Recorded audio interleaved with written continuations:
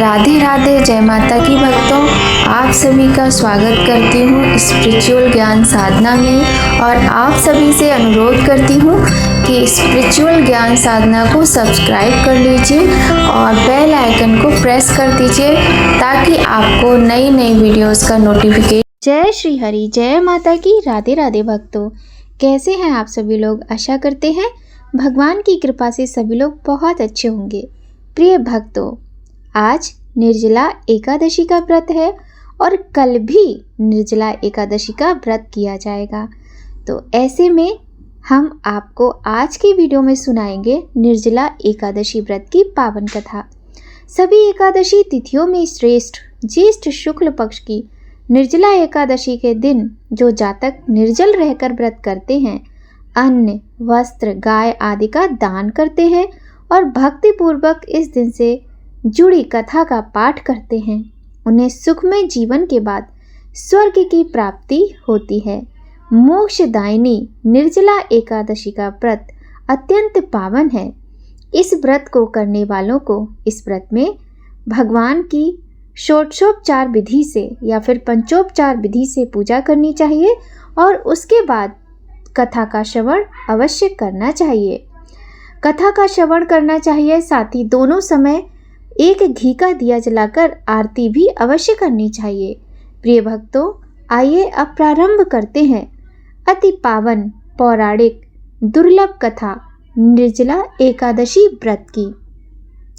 बोलिए गणेश भगवान की जय, गौरी शंकर भगवान की जय, लक्ष्मी नारायण भगवान की जय। आइए भक्तों, पहले थोड़ा सा भगवान के नाम का स्मरण कर लेते हैं, तत्पश्चात कथा का प्रारंभ करेंगे।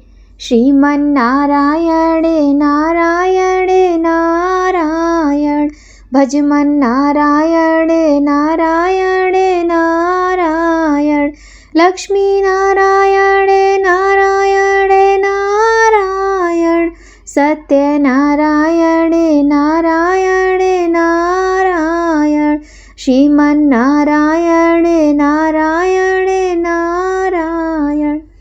युधिष्ठिर ने कहा, जनार्दन, ज्येष्ठ मास के शुक्ल पक्ष में जो एकादशी पड़ती हो, कृपया उसका वर्णन कीजिए।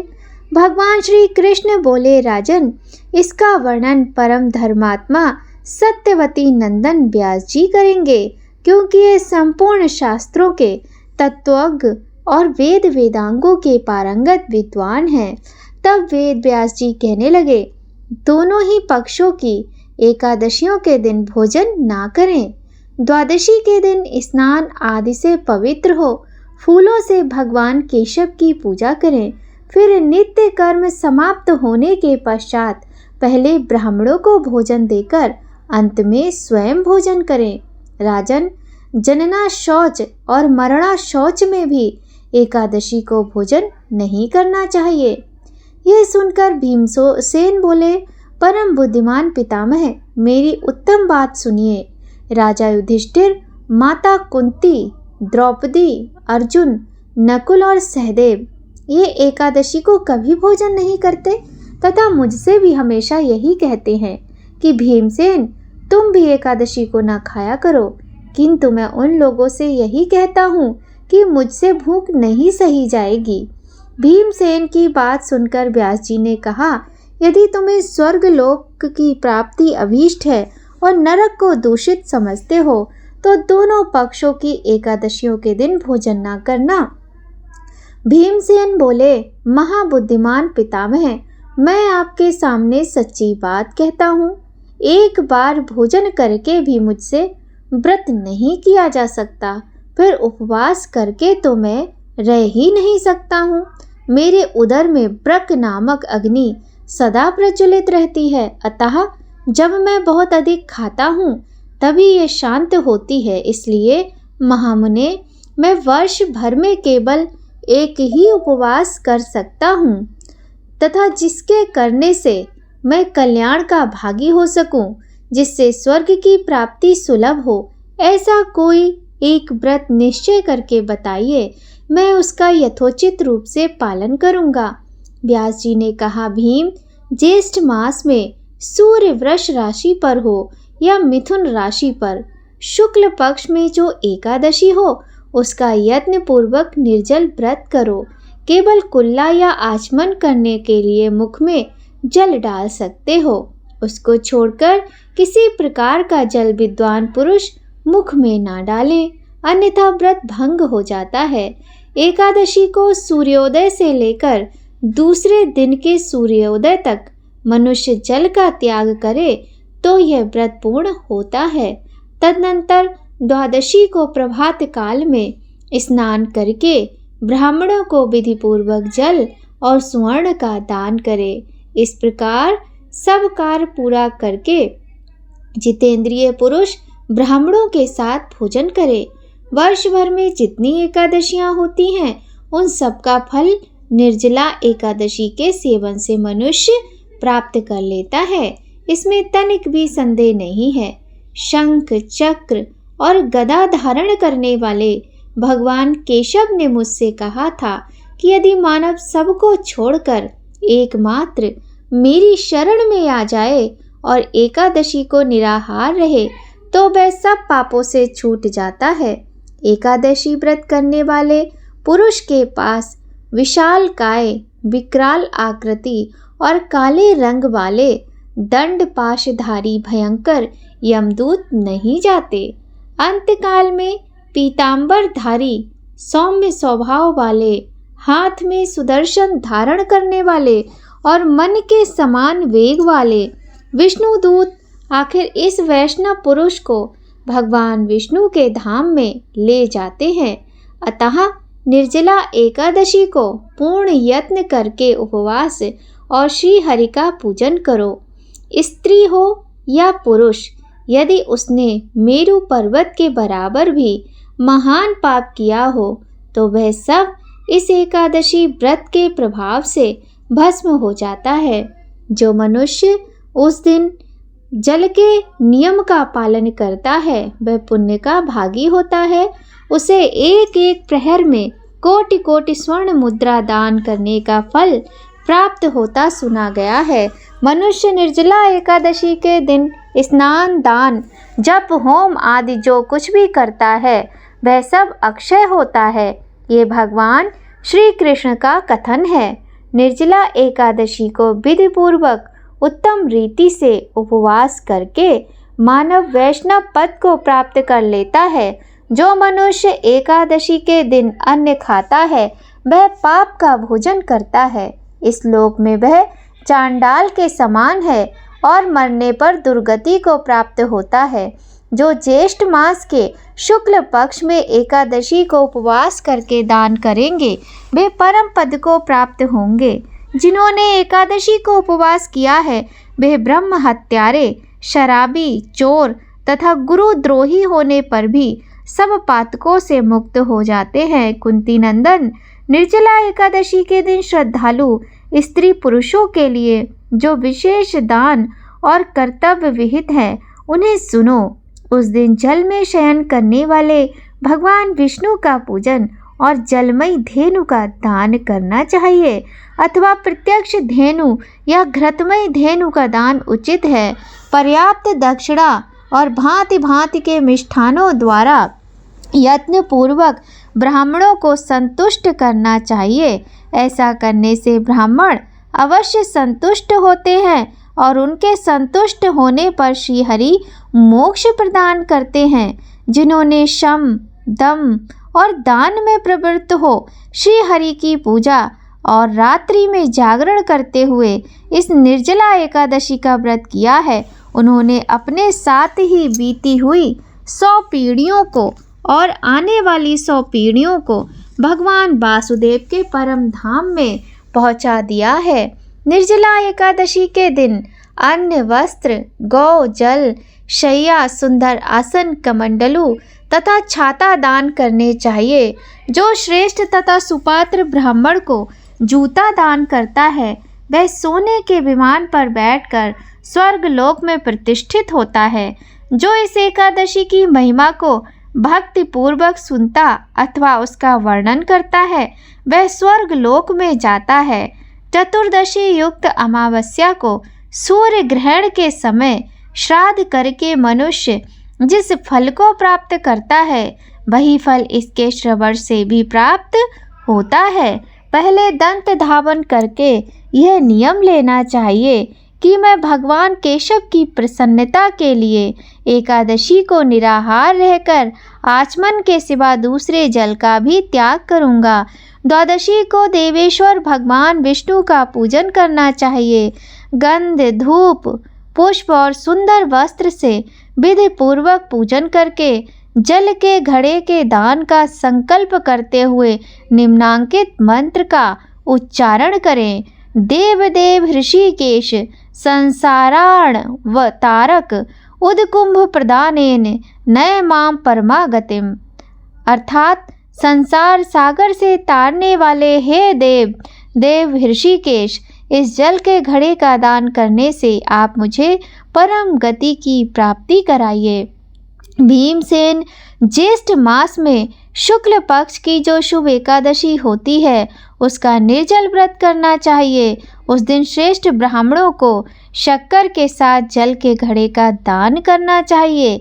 ऐसा करने से मनुष्य भगवान विष्णु के समीप पहुंचकर आनंद का अनुभव करता है।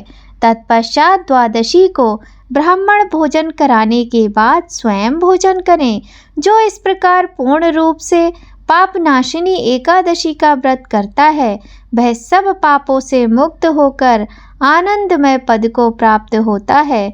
यह सुनकर भीमसेन ने भी इस शुभ एकादशी का व्रत आरंभ कर दिया।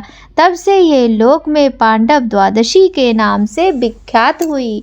श्रीमन नारायण नारायण नारायण, भजमन नारायण नारायण नारायण, सत्य नारायण नारायण नारायण, लक्ष्मी नारायण नारायण नारायण, भजमन नारायण नारायण नारायण। बोलिए लक्ष्मी नारायण भगवान की जय। बोलिए गौरी शंकर भगवान की जय। प्रिय भक्तों, बहुत ही सुंदर कथा है निर्जला एकादशी व्रत की। यदि आपको यह कथा थोड़ी भी अच्छी लगी हो तो वीडियो को लाइक ज़रूर कीजिएगा और चैनल पर यदि पहली बार आए हों तो चैनल को सब्सक्राइब करके बेल आइकन ज़रूर प्रेस कर दीजिएगा ताकि आपको आने वाली महत्वपूर्ण वीडियोस का नोटिफिकेशन सबसे पहले मिले। तो भक्तों, आइए अब हम आपको आज के इस पावन दिन बहुत ही सुंदर कथा सुना रहे हैं। इस कथा का श्रवण करने से आपको मुक्ति की प्राप्ति होती है, मोक्ष मिलता है और पापों से मुक्ति मिलती है। भक्तों, ऐसा नहीं है कि आज आप केवल निर्जला एकादशी व्रत की ही कथा सुन सकते हैं। आज आप भगवान के स्मरण को करने मात्र से जो हमारे जीवन के कष्ट है, पाप है, उनसे तो मुक्ति मिलती है। साथ ही आप जिस कथा में भगवान का नाम हो उस कथा को सुनकर अपने जीवन के कष्टों से सदैव के लिए मुक्त हो सकते हैं और आपकी मनोकामनाएं पूर्ण होती हैं। आइए भक्तों, सुनिए बहुत ही सुंदर कथा। क्षीर सागर में एक त्रिकूट नामक एक प्रसिद्ध एवं श्रेष्ठ पर्वत था। उसकी ऊंचाई आसमान छूती थी। उसकी लंबाई चौड़ाई भी चारों ओर काफ़ी विस्तृत थी। उसके 3 शिखर थे, पहला सोने का, दूसरा चांदी का और तीसरा लोहे का। इनकी चमक से समुद्र, आकाश और दिशाएं जगमगाती रहती थीं। इनके अतिरिक्त उसकी और कई छोटी चोटियां थीं जो रत्नों और कीमती धातुओं से बनी हुई थीं। सब ओर से समुद्र की लहरें आकर इस पर्वत के निचले भाग से टकराती, जिससे प्रतीत होता कि समुद्र इनके पांव पखार रहा था। पर्वत की तलहटी में तरह तरह के जंगली जानवर बसेरा बनाए हुए थे। इसके ऊपर बहुत सी नदियां और सरोवर भी थे। इस पर्वतराज त्रिकूट की तराई में एक तपस्वी महात्मा रहते थे जिनका नाम वरुण था। महात्मा वरुण ने एक अत्यंत सुंदर उद्यान में अपनी कुटी बनाई थी। उस उद्यान का नाम ऋतुमान था। इसमें सब ओर अत्यंत ही दिव्य वृक्ष शोभा पा रहे थे जो सदा फूलों से और फलों से लदे रहते थे। इस उद्यान में एक बड़ा सा सरोवर भी था, जिसमें सुनहरे कमल भी खिलते रहते थे तथा विविध जाति के कुमुद उत्पल शतदल कमल अपनी अनूठी छटा बिखराते थे। हंस, चक्रवाक और सारस आदि पक्षी झुंड के झुंड भरे हुए थे। मछली और कछुओं के खिलबाड़ से कमल के फूल जो हिलते थे, उससे उसका पराग झड़कर सरोवर के जल को अत्यंत सुगंधित कर देता था। कदम्ब, नरकुल, बेत, बेन आदि वृक्षों से ये घिरा रहता था। कुंद कुरबक, अशोक सिरस, वन मल्लिका, सोन जूही, नाग, हर सिंगार मल्लिका, शतपत्र माधवी और मोगरा आदि सुंदर सुंदर पुष्प वृक्षों से प्रत्येक ऋतु में ये महात्मा वरुण का सरोवर शोभायमान रहता था। क्षीर सागर से त्रिकूट पर्वत पर सब कुछ ठीक ठाक चल रहा था। एक बार एक अत्यंत दर्दनाक घटना घट गई। इस पर्वत के घोर जंगल में एक विशाल मतवाला हाथी रहता था। वह कई शक्तिशाली हाथियों का सरदार था। उसके पीछे बड़े बड़े हाथियों के झुंड चलते थे। इस गजराज से, उसके महान बल के कारण बड़े से बड़े हिंसक जानवर भी डरते थे, किंतु एक बात यह भी थी कि उसकी कृपा से लंगूर, भैंसे, भेड़िए, हिरण, रीछ, बनेले कुत्ते, खरगोश आदि छोटे निर्भय होकर घूमा करते थे, क्योंकि उसके रहते कोई भी हिंसक जानवर उस पर आक्रमण करने का साहस नहीं कर सकता था। गजराज मदमस्त था। उसके सिर के पास से टपकते मद का पान करने के लिए भंवरे उसके साथ गूंजते जाते थे। एक दिन बड़े जोर की धूप थी। वह प्यास से व्याकुल हो गया। अपने झुंड के साथ वह उसी सरोवर में उतर पड़ा जो त्रिकूट की तराई में स्थित था। जल उस समय अत्यंत शीतल एवं अमृत के समान मधुर था। पहले तो उस गजराज ने अपनी सूंड से उठा जी भरकर इस अमृत सदृश जल का पान किया। फिर उसमें स्नान करके अपनी थकान मिटाई। इसके पश्चात उसका ध्यान जल क्रीड़ा की ओर गया। वह सूंड से पानी भर भर अन्य हाथियों पर फेंकने लगा और दूसरे भी यही करने लगे। मदमस्त गजराज सब कुछ भूलकर जल क्रीड़ा का आनंद उठाता रहा। उसे पता नहीं था कि उस सरोवर में एक बहुत बलवान ग्रह भी रहता था। उस ग्रह ने क्रोधित होकर उस गजराज के पैर को जोर से पकड़ लिया और उसे खींचकर सरोवर के अंदर ले जाने लगा। उसके पैने दांतों के गड़ने से गजराज के पैर से रक्त का प्रवाह निकल पड़ा, जिससे वहां का जल लाल रंग का हो आया। उसके साथ के हाथियों और हथनियों को गजराज की इस स्थिति पर बहुत चिंता हुई। उन्होंने एक साथ मिलकर गजराज को जल के बाहर खींचने का प्रयास किया, किंतु वे इसमें सफल नहीं हुए। वे घबराकर जोर जोर से चिंघाड़ने लगे। इस पर दूर दूर से आकर हाथियों के कई झुंडों ने गजराज के झुंडों से मिलकर उसे बाहर खींचना चाहा, किंतु ये सम्मिलित प्रयास भी विफल रहा। सभी हाथी शांत होकर अलग हो गए। अब ग्रह और गजराज में घोर युद्ध चलने लगा। दोनों अपने रूप में काफी बलशाली थे और हार मानने वाले नहीं थे। कभी गजराज ग्रह को खींचकर पानी से बाहर लाता, तो कभी ग्रह गजराज को खींचकर पानी के अंदर ले जाता, किंतु गजराज का पैर किसी तरह ग्रह के मुंह से नहीं छूट रहा था, बल्कि उसके दांत गजराज के पैर में और गहरे गड़ते जा रहे थे और सरोवर का पानी जैसे पूरी तरह लाल हो आया था। गज और ग्रह के बीच युद्ध कई दिनों तक चला। अंत में अधिक रक्त बह जाने के कारण गजराज शिथिल पड़ने लगा। उसे लगा कि अब वह ग्रह के हाथों परास्त हो जाएगा। उसको इस समय कोई उपाय नहीं सूझा और अपनी मृत्यु को समीप पाकर उसे भगवान श्री नारायण की याद आई। पूर्व जन्म की निरंतर भगवत आराधना के फलस्वरूप उसे भगवत स्मृति हो आई। उसने निश्चय किया कि मैं कराल काल के भय से चराचर प्राणियों के शरण सर्व समर्थ प्रभु की शरण ग्रहण करता हूँ। इस निश्चय के साथ गजेंद्र मन को एकाग्र कर पूर्व जन्म में सीखे श्रेष्ठ स्तोत्र द्वारा गजेंद्र मोक्ष स्तुति करने लगा। उसने एक कमल का फूल तोड़ा और उसे आसमान की ओर इस तरह उठाया जैसे वह उसे भगवान को अर्पित कर रहा हो।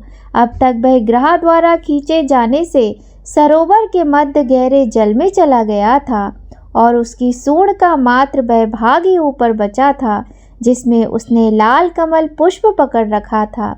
उसने अपनी शक्ति को पूरी तरह से भूलकर और अपने को पूरी तरह असहाय घोषित कर नारायण को पुकारा। भगवान समझ गए कि इसे अपनी शक्ति का मद जाता रहा है और वह पूरी तरह से मेरा शरणागत है। जब नारायण ने देखा कि मेरे अतिरिक्त ये किसी को अपना पक्षक नहीं मानता, तो नारायण के न के उच्चारण के साथ ही वे गरुड़ पर सवार होकर चक्र धारण किए हुए सरोवर के किनारे पहुंच गए। उन्होंने देखा कि गजेंद्र डूबने ही वाला है। वे शीघ्रता से गरुड़ से कूद पड़े। इस समय तक बहुत से देवी देवता भी भगवान के आगमन को समझकर वहां उपस्थित हो गए थे।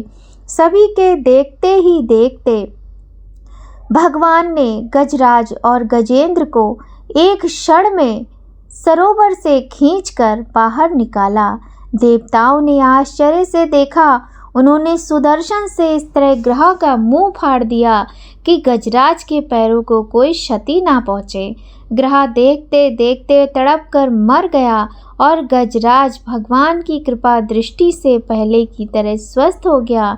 ब्रह्मादि देवगण श्री हरि की प्रशंसा करते हुए उनके ऊपर स्वर्गिक सुमनों की वर्षा करने लगे। सिद्ध और ऋषि महर्षि परम ब्रह्म भगवान विष्णु का गुणगान करने लगे। ग्रह दिव्य शरीर धारी हो गया। उसने भगवान विष्णु के चरणों में शीश रखकर प्रणाम किया और भगवान विष्णु के गुणों की प्रशंसा करने लगा। भगवान विष्णु के मंगलमय वरद हस्त के स्पर्श से पाप मुक्त होकर अभिशप्त गंधर्व ने प्रभु की परिक्रमा की और उनके त्रैलोक के वंदित चरण कमलों में प्रणाम कर अपने लोक चला गया। भगवान विष्णु ने गजेंद्र का उद्धार कर उसे अपना पार्षद बना लिया। गंधर्व सिद्ध और देवगण उनकी लीला का गान करने लगे। गजेंद्र की स्तुति से प्रसन्न होकर भगवान विष्णु ने सबके समक्ष कहा, प्यारे गजेंद्र, जो लोग ब्रह्म मुहूर्त में उठकर तुम्हारी की हुई स्तुति से मेरा स्तवन करेंगे, उन्हें मैं मृत्यु के समय निर्मल बुद्धि का दान करूंगा। यह कहकर भगवान विष्णु ने पार्षद रूप में गजेंद्र को साथ लिया और गरुड़ारूढ़ होकर अपने दिव्य धाम को चले गए। गज ग्रह दोनों की अगले जन्मों की कथा सुनिए। गज ग्रह को अपनी भक्ति और विष्णु के हाथों मुक्ति के चलते बैकुंठ में स्थान मिला। दोनों इस लोक में द्वारपाल हुए, जिनका नाम जय और विजय हुआ। आगे सनत कुमारों के श्राप के चलते दोनों हिरण्याक्ष, हिरण्यकश्यपु, रावण, कुंभकर्ण और शिशुपाल दंत वक्त्र हुए।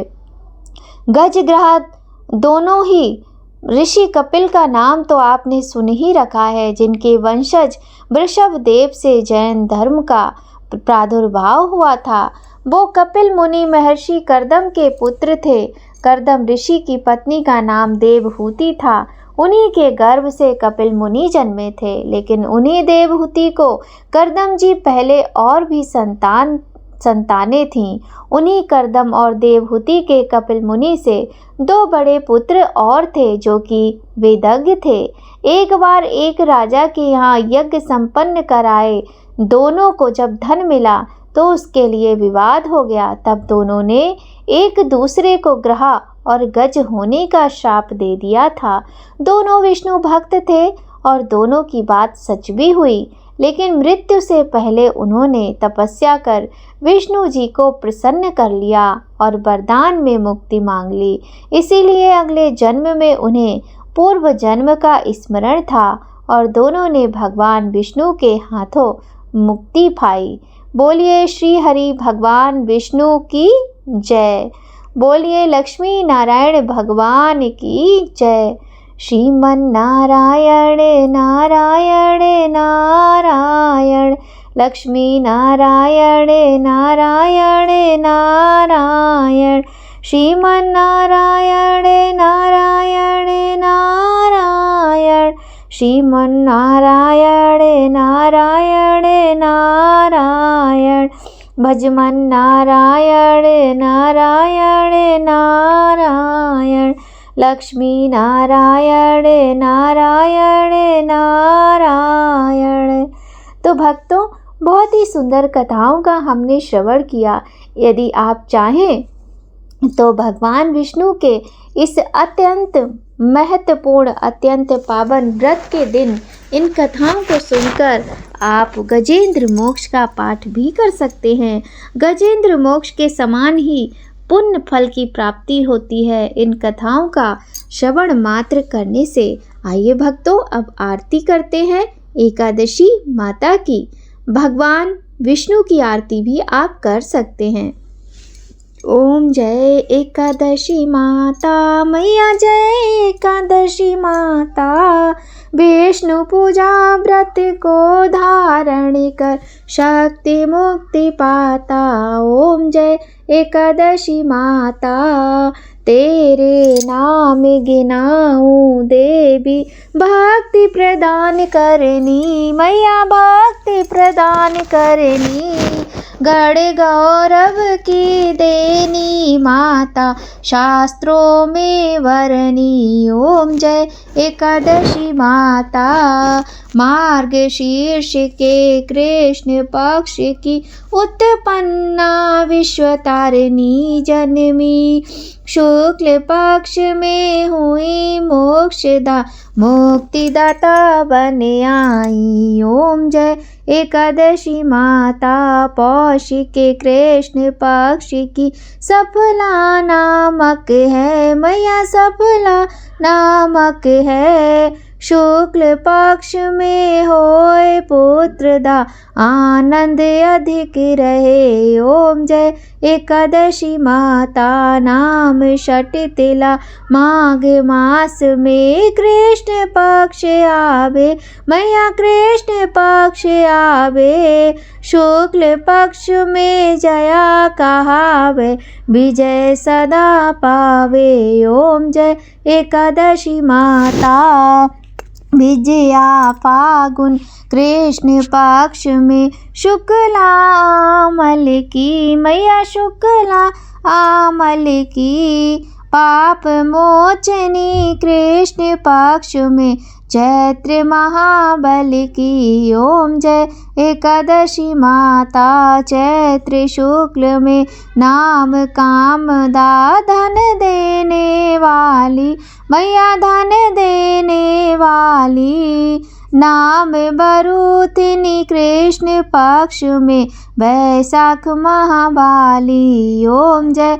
एकादशी माता, शुक्ल पक्ष में होए मोहिनी, अपरा ज्येष्ठ कृष्ण पक्षी मैया, अपरा ज्येष्ठ कृष्ण पक्षी, नाम निर्जला सब सुख करनी, शुक्ल पक्ष रखी। ओम जय एकादशी माता, योगिनी नाम आषाढ़ में जानो, कृष्ण पक्ष करनी मैया, कृष्ण पक्ष करनी, देव शनि नाम कहायो, शुक्ल पक्ष धरनी। ओम जय एकादशी माता, कामिका श्रावण मास में आवे, कृष्ण पक्ष कहिए मैया, कृष्ण पक्ष कहिए, श्रावण शुक्ला होए पवित्र, आनंद से रहिए। ओम जय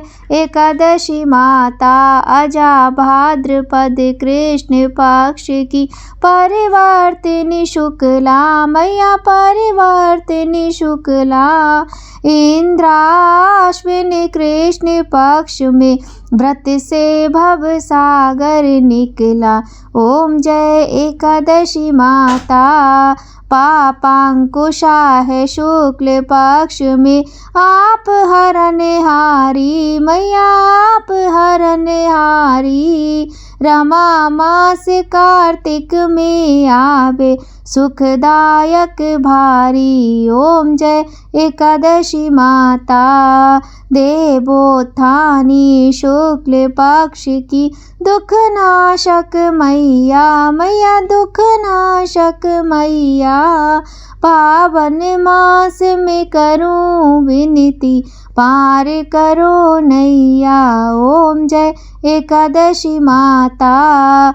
परमा कृष्ण पक्ष में होती जन मंगल करनी, मैया जन मंगल करनी। शुक्ल मास में होए पद्मिनी दुखदार देहरनी। ओम जय एकादशी माता। जो कोई आरती एकादशी की भक्त सहित गावे, मैया भक्त सहित गावे। जन गुरुदिता स्वर्ग का वासा निश्चय वह पावे। ओम जय एकादशी माता, मैया जय एकादशी माता। बोलिए एकादशी माता की जय।